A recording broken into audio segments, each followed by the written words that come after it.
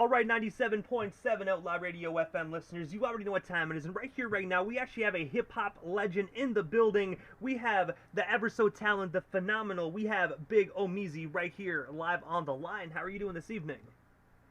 What's happening? What it do? Oh, man, I'm doing best I can possibly be down here in Canada, man. Just enjoying this last little spurt of that warm weather before that nasty winter weather hits us.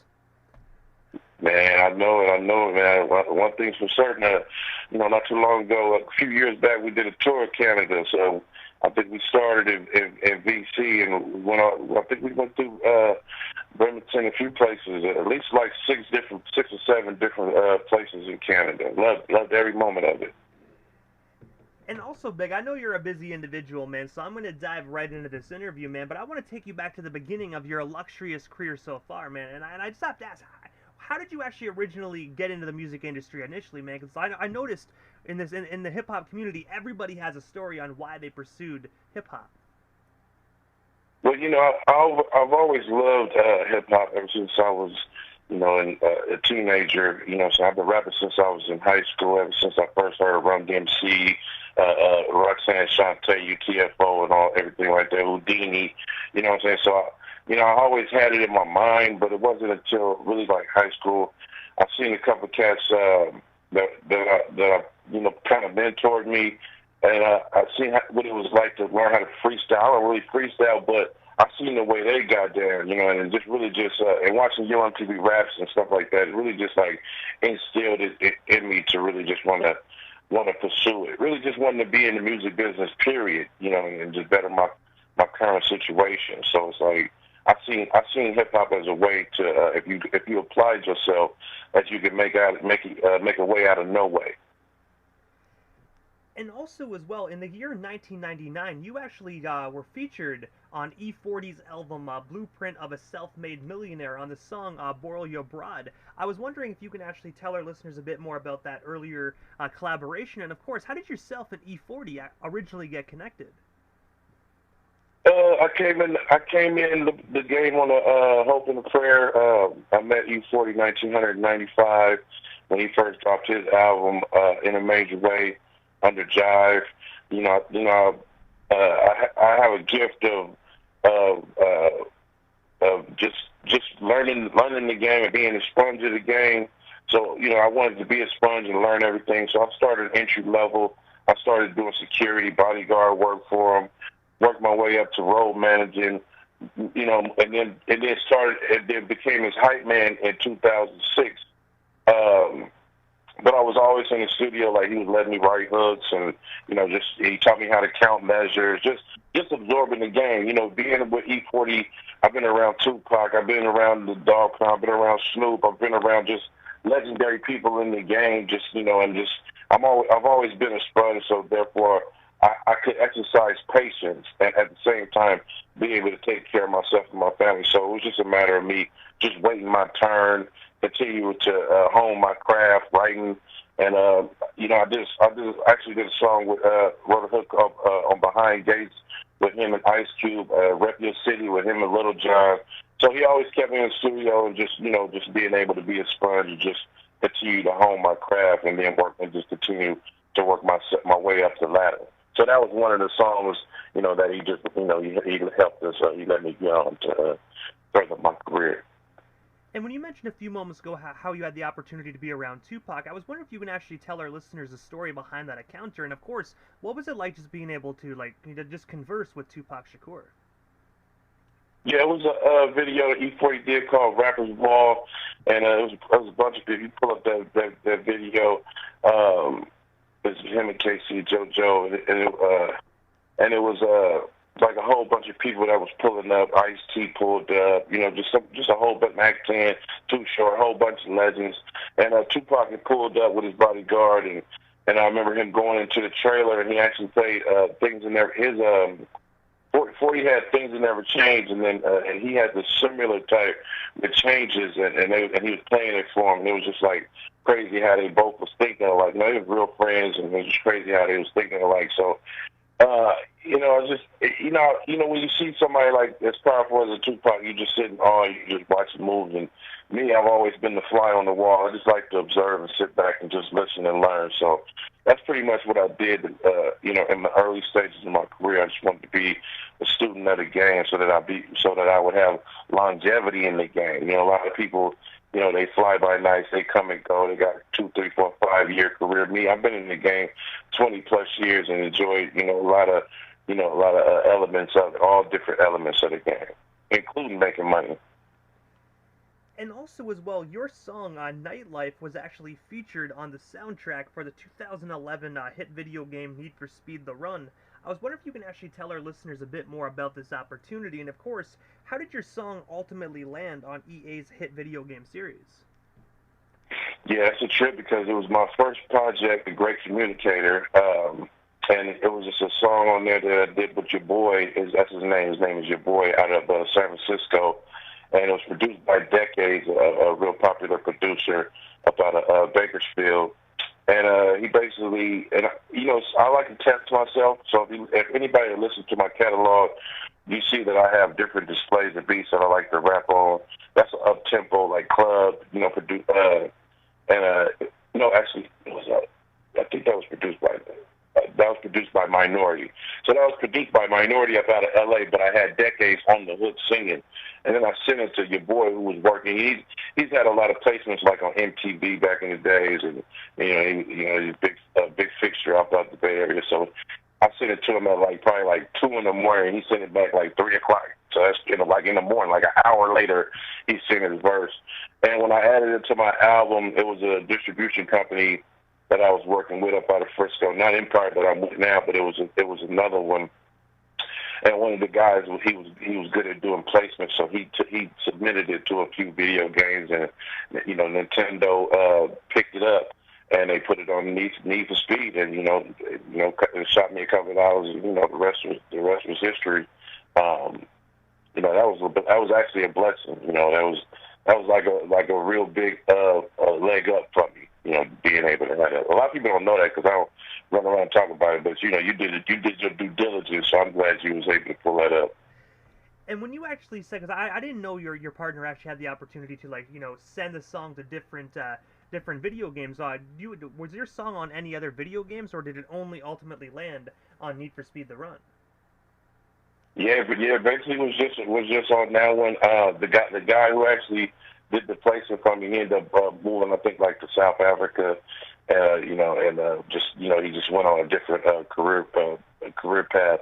I was actually trying to get some new stuff on the next Grand Theft Auto, so I'm putting that in the atmosphere. I feel like I got an expansive catalog that they'll be able to choose from. So I'm pretty sure in the future, God willing, and get on some other placements. I gotta say, I can definitely see that happening as well, because Grand Theft Auto is such a huge game, and that radio station, that hip-hop radio station they have in the video game, that's my go-to station when I do go on GTA Online, man. And there's always something new. It's crazy. It's almost like they have an infinite amount of songs on that just particular station in the video game. Right, it's nothing like going, getting the car, fixing it up, getting it sprayed, and as soon as you pull out, slow down, and somebody like car should just start bumping, and you mash up the block. So I know for a fact I got some songs. I have a bunch of songs that are fit, and it's just a matter of doing a lot of. I plan on doing a lot of syncing of my music, 2023. God willing, the right ears get to it, and we'll get to it. But if I dropped my first project in 2010, I think I got seven albums, a lot of singles. I feel like I got a lot for them to be able to choose from this go around. And speaking of that first album in 2010, between the years of 2010 and 2017, you actually released an album series titled The Great Communicator. I was wondering if you can actually tell our listeners a bit more about this series, and of course, will there ever be a fourth installment in the future? Yeah, there's actually every album I ever dropped, we always had a tour. We always went on tour. We did 2010 when that album came out. We did the Independent Grind tour with Tech N9ne and Kendrick Lamar and Glasses Malone and J Rock, and so it was like I always wanted to make sure that every album that I dropped, that we had a tour so that I could do physical copies and really just go out there and monetize and do what I got to do. So the Great Communicator is a moniker that my dad gave me when I was a kid, because growing up in San Francisco, he would always see that I would always be with a mixed crowd. It'd be some Indians, it'd be some Asians, some Hispanics, so, and I lived in areas like in Utah and different, and so I've always been able to get along with a whole bunch of different races and creeds and colors of people. So I like to move like that. I like to surround myself with a whole bunch of different ethnicities. Being that I grew up, I'm a Trekkie. I grew up watching Star Wars and Star Trek, and I just, ever since I seen Captain Kirk, sleeping with that green alien, I knew that that the bounds of my mind could not be locked in on racism and things like that. So that's why my father, he said, you're a great communicator, and it just stuck with me. So when I dropped my first project, I knew that, and I got my logo done and all that. I knew that would carry me through my career. So I did three installments, and I wanted to put together different artists that maybe wouldn't work together and put my flavor for selecting certain beats. Like I said, if you listen to my beat selection, sometimes I'm far ahead and sometimes I'm behind. So but I like to keep people guessing as to what I rap on. And I take pride in everything that I spit my bars on. So. That's the fourth installment is in the works. So during the pandemic, I dropped maybe like 4 singles, and then I did the match my, the latest Level 2022 and the Match My Vibe. So it's like I always planned on adding a couple of other songs and mixing them with some of the songs that I dropped during the pandemic and then finishing the TGC4 series. And, it's coming soon. It's coming 2023 and a tour. I'm speaking that into existence also. And I do just got to touch base. Well, we're on the topic of all your albums and whatnot. Where I first actually discovered yourself, Big Omeezy, was actually in the early 2000s. I think it was like 2005 or 6 criteria when you dropped that a phenomenal EP, Prayers and Profanity, man. I love the features that you actually had on that project. Oh, yes, sir. Yeah, I got the All I Know with E40. My mentor and brother E40, I Am Sue, my boy Molly Mall, Free Molly Mall, and I got a nice story. Like I had stopped smoking weed for like a year. I went cold turkey a whole year, and I was getting back into the lab working, and then Molly Mall was like, "Come through to Vegas and let's work on it. Let's work on some music." So I had landed in Vegas. And he sent a white Maybach to come pick me up. And then he took me to his house in Vegas. And then I probably was there he probably got home at like 2 in the morning. I probably landed at 8 and he got there, I think he got there at like 2 in the morning. We went right in the studio and laid that song. And, at least I laid my verse and he had sent, and then we sent it out to 40 and I Am Sued and knocked that down. So I said it in the beginning. Everything I said in the first verse, when that Maybach pulled up, I was just telling the story of how that whole little day happened, and we made that song. And when Numbskull from the Loonies got out, I did that song with him. And then I like to work with my friends. You know what I'm saying? So it makes it easier that I already crafted and I have it in my mind of who I want to work with for every project. And then the Prayers of Profanity with the tape covering my mouth, I wanted to make sure that, it was like, I want to give myself freedom to say what I want to be able to say. I used to didn't curse, then I started being more free to just express myself. So on that project, I really started to step outside my comfort zone. My boy Cool Nuts and Portland, Hit a Slim, just, a lot of my folks, man, just helped me put that together. And also, as well, you are actually the CEO of OLH Entertainment. I was wondering if you can actually tell our listeners a bit more about your company, and of course, what services do you actually offer today in 2022 to the general public and, of course, other fellow hip-hop artists? Yeah, OLH Entertainment, that's, my government, Omar Lee Helton. So basically, it's OLH Entertainment. I drop all my projects through that.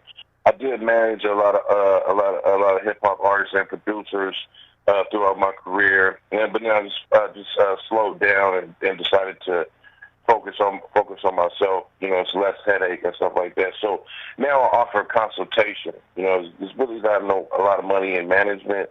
We do a lot of work, and and it's a lot of stress. But 10, 15, 20% is not really worth it to me right now in this climate, especially because there's not a lot of physical copies. It's just not the same the way it used to be. So if I can give somebody some game on how to put together a project from start to finish, do their artwork, help them get features, just from start to finish. I like to take somebody in the studio from start to finish, either as an EP or an album, and help them complete their project. That's what I'm doing now. And also as well, on September 9th of 2022, you actually released the amazing song titled Match My Vibe. I was wondering, what is the story and inspiration behind this brand new, most recent single? And of course, where can we actually buy or stream ourselves a copy of it today? Yeah, Match My Vibe is just, my vibe is being a pillar in the community, you know what I'm saying? Just being creative, just being, when I have events, I want my people to be safe. I want them to be able to come and have a good time and get home safe, basically. And just my vibe is just, just continuing the legacy of hip-hop. This hip-hop feeds a lot of people. We went through a long period, and we still go through a period where a lot of artists are dying and being murdered and all this, and it's like the vibe for myself and a lot of the OGs that came up in the game. We've been in the game. If you think about it, you still got Snoop, you still got 40, you still got Short. You got a lot of the legends that know how to move in this game. It's the vibe to be able to move in this game and continue to operate and be successful. So that's my vibe. My vibe is to continue.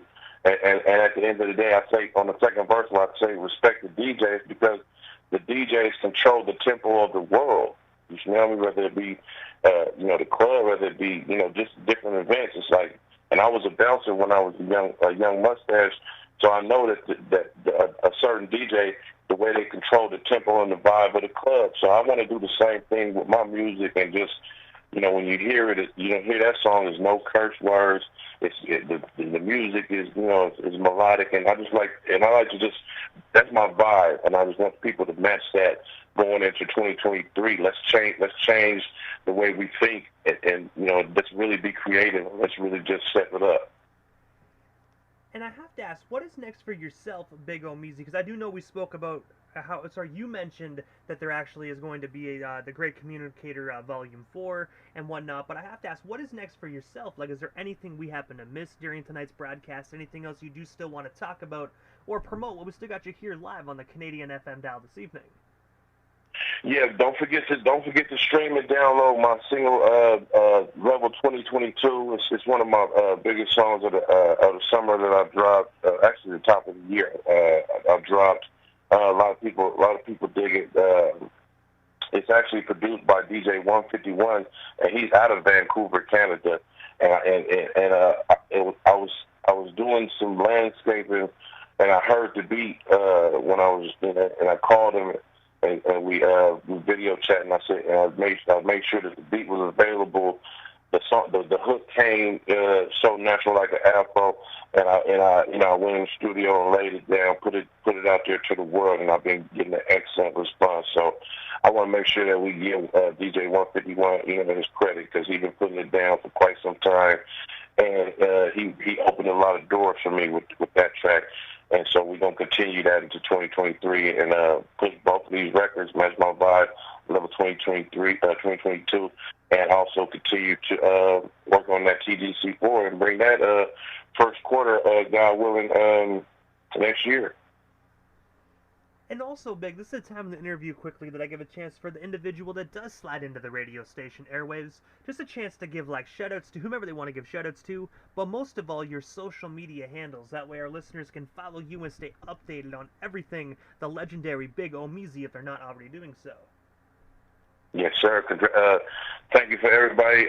Thank you for having me. First and foremost, I want to give you a shout-out for putting me on.